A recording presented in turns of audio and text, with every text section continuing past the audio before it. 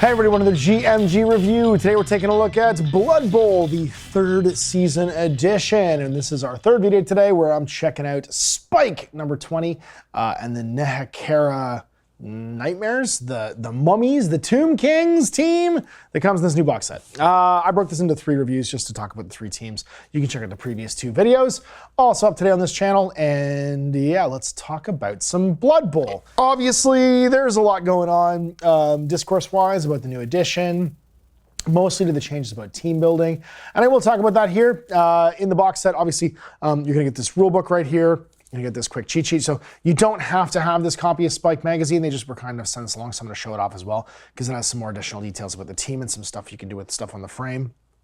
But your full team roster. And what's very funny is when you explain to anyone who plays like 40K, like that's your codex for your team right there, is that one little table. That's everything. That's all the info you're ever gonna have about your team. Is on the cheat sheet for each of the 2 different cheat sheets that come in the box, which is a handy little sort of like thing. So if you want to check out the box like itself in the content review, these came in here, 2 frames of the Tomb King Nehekara Nightmares. And I like that the Ark of the Covenant is one of the balls. I'm pretty sure it's supposed to be your tomb marker, but you can play it as a ball too, because it's got a hand coming out of it with a blood bowl or a blood bowl ball. And then that's like your turn mover, and then your token obviously is right here. You get a little scarabee coin. You get 2 Tomb Guardians, formerly known as mummies. If you played the older versions of this team, those are mummies. Only 4 linemen, so 2 in each frame. You get 2 blitzers and 2 throwers, so 1 each on this frame. So grand total each frame, 6 players per frame. It's going to be 2 linemen, 2 throwers, 2 blitzers, 2 Tomb Guardians. Actually, so that's more than that, isn't it? Or sorry, 1 of each. One thrower, 1 blitzer, 2 Tomb Guardians, and 2 linemen. That's 6 total. Yeah, so I did my math wrong there. But it ends up being 2 of each. 4 of the Guardians, 4 mummies, 2 positionals. And this team's kind of laid out now a little bit like the Lizardman team, where like your big guys are your core line, your core sort of like front line at 115,000 gold each. Now, a lot like the Bretonnian team, you can make an 11 model roster to this with 2 rerolls and have it be a flat million gold crowns. I think some of the design here was intentionally to make this an easy to play box. You get all your positionals, so all 4 Guardians, both throwers, both blitzers, 3 of the linemen, so you have a floating lineman, so 11 players to start with, and then 2 rerolls. And everybody's in your roster to begin with. Probably a pretty popular starting option. You can flex around a little bit, and they do give an alternate version in this one, but you couldn't actually make it out of a single box. You'd have to buy a second box anyway. Let's talk about the team itself. Now, you're gonna have, it's not that different than the old Tomb Kings list. A few notable changes. So your skeleton lineman, human lineman, skeleton undead, move 5, so a bit slower than normal, so that's why they're 10k cheaper than a human lineman. 4 agility, 6 passing, never get them to throw the ball, and an 8 armor value. But they regenerate. If they're ever taken out of action, on a 4+, they go back to just knocked out in the reserves box. And they have thick skull, which means you're only ever stunning them on a 1 to 8, or sorry, on a 2 to 8, and then on a 9+, they're knocked out. Which is nice. Nice, tough sort of like lineman. But you're sacrificing mobility, obviously, and any type of passing game with them. They cannot throw the ball. Don't have them do it. Strength 3 is fine. 2 throwers, they do have a passing of 3+, which is nice. And, you know, they just like everyone else, they can catch on a 4. Bit faster too, movement allowance of 6. And they got pass, regenerate, sure hands, and thick skull. So sure hands means they can pick up the ball with a reroll. So usual thrower skills there, and they get passing skills as well in their primary slot. And a 9+ armor value. They're a bit more heavily armored. They're kind of like whites. Then, and it's 65k, they're relatively affordable too. 6 movement on your blitzers, 85,000. This is your block character, so block, regenerate, and thick skull on top of that. So again, they will come back. Everyone's got regenerate and thick skull, which means they'll come back relatively easily. Now, 9+ armor value, only a 5+ passing, but still 4 agility, so they can catch the ball relatively easy. Again, only human strength, so you're gonna need to like multiple up models to fight. Until you get to your Tomb Guardians, and you get 4 of those for 115k. Movement 4, they're slow as dirt. They're basically Chaos Warriors. Strength 5, agility 5+, never dodge, but never pick up the ball with them. And then a passing of 6, but armor 10+. Brawler, which means they can reroll a single both down result every time they throw block dice. Decay, though, which means if anyone's rolling against them for injury rolls, they get +1 because the guy's falling apart. But also regeneration, so they might just come back into the reserve box on a 4+. And then you get 8 rerolls at 60k each. No apothecary because you're not alive. You're a bunch of skeletons, man. So again, they play a little bit like in between the chaos list, a slow chaos list, and the lizardman list, but no skinks, right? So you have no like fast twitchy patch players. And 4 big guys at strength 5 is no joke, right? Like they get a lot of crushing front line. And on top of that, the ability to blitz with block on the blitzers. So pretty straightforward. They're a grindy team. They're going to punch a lot of face. They can receive passes, but they have like one sort of like effectively passing model with sure hands. So most of what this team's going to try and do is make holes in your opponent's line, knock everybody down, and then play like a 2 to 3 turn passing game. So like set it up turns 1 and 2, maybe pass for a goal on turn 3 after you broke through and knocked everybody down. And it like Brawler's nice. They don't have block though. So once they get out, they need to stick in pairs. Once they get outnumbered, like you want linemen hanging out with all your Tomb Guardians, because once they get outnumbered, they start to go down quickly. And decay means it's actually relatively, once you break through that armor, it's relatively simple to put them down because they don't have thick skull. So that means a 7+ knockout, right? A 7+ knockout, and then they're going to be, I guess it's because it's +1 to the roll.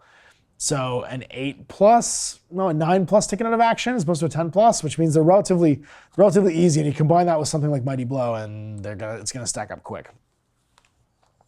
Like I said, some of the example teams, Nightmare Nightmares, the classic team, but they do give you an example build in here right after this. Also, one of the easiest teams to paint. Spray them with some Corax White, give them like a dusting of Corax White, paint all the metal, and then just wash them brown and you're done. Where's the example one? Oh yeah, we get the desert table here. They didn't get their own pitch, obviously, because the pitch that came in the box was like a Bretonnian one, but they do get rules for playing in the Hekera, and then rules for their balls. There is a pyramid catacomb pitch, which maybe they'll sell separately, with hidden traps that can basically like jump out at you because the penitent man may pass. If they player falls over as a result of attempting a dodge, leap, move away from a tackle zone or as part of a rush, the opposing coach rolls a d6 before any armor is made. On a 1, the players fall into a pit trap. They're treated as being pushed into the crowd. Additionally, at the end of the first half, flip the board over into the Wailing Souls side as all the screaming fans and clamor for Blood Bowl wake up and dozens of souls try to get some rest. So basically, the board gets flipped at the end of every half. And then when they're wailing, if a player moves from a square in the center field to a square in the wide zone, the controlling player rolls a d6 on a 1, their activation immediately ends because there's just screaming happening everywhere. And the 2 balls, you get the Canoptic Jar Ball. The ball scatters 3 from the player's square when it falls down. If the final square lands is occupied by a player, that player fails to catch it. The player's placed prone and the ball bounces as normal because it's, a crazy like organ carrying jar. And the Sphinx Ball, if they're knocked down, apply a +1 modifier to the subsequent armor roll as the cat expresses their displeasure at being dropped. Got our usual dirt from the dugout with Mindy. Real Quentin Tarantino drawing of Mindy there. And then more of a breakdown. So, like I said, the full Nehekera is the million crown one where it's just, or million gold piece one where you just drop a lineman, take 2 rerolls and take the whole box set. The safest monoliths, you need 6 skeleton linemen, which means you need 2 box sets. So I don't know if they're planning on doing like a 4 model frame to max out all these rosters, but like, because I don't get extra positionals anymore in any of these boxes, why would I ever buy a second box? It's disincentivizing me to buy 2 boxes, which I normally would to get the positionals on top of it, because you want the linemen and the positionals. But this one's 3 Tomb Guards, 2 Blitzers, a Thrower, 6 linemen and 3 rerolls to max out your rerolls. And then some advice on team development, which is why these things are kind of handy. Although I don't think anyone's played these teams enough to really know. And then some offensive setups to talk about. The Itzka Nukuts. So again, it's funny I mentioned the Sor or the Lizardmen. They're the historical match here that you can replay by using this list. And it's just a whole lot of Saurus blockers going up against those mummies. Ask Lord Borak, and our nice color section here with our Tomb Guardian. This is just clearly a mummy. I don't know what people are pretending they're not mummies for. And that's it. So again, grindy team. No tier recommendations for this, so I don't really know what the intended play level is if you played before. But with all of these teams coming down to you just need a box to play. And yeah, I don't know why you would vary your roster that much. Like, you'd probably kind of want to start with all your positionals if you can to get them earning experience in a league.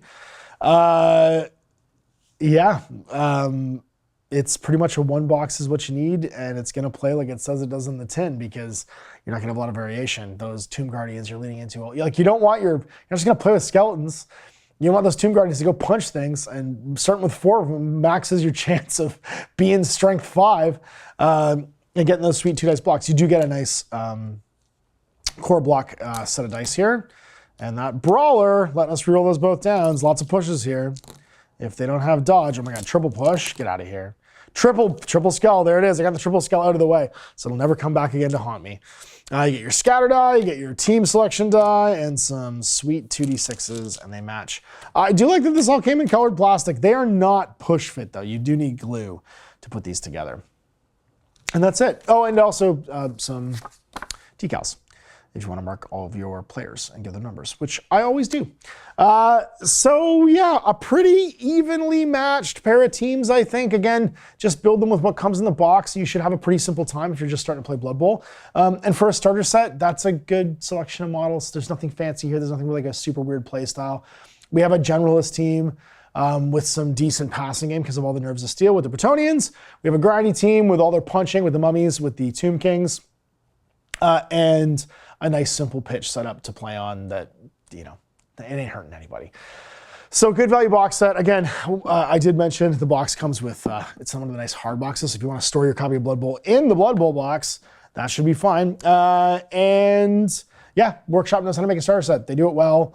And for all of like what seasoned and, sort of the more traditional Blood Bowl players might think about coming out with new editions, it is keeping the game fresh and having new things come out for it and making the money to keep Blood Bowl on the shelves. And for most Blood Bowl players, the number one thing you should want is more people to play Blood Bowl with.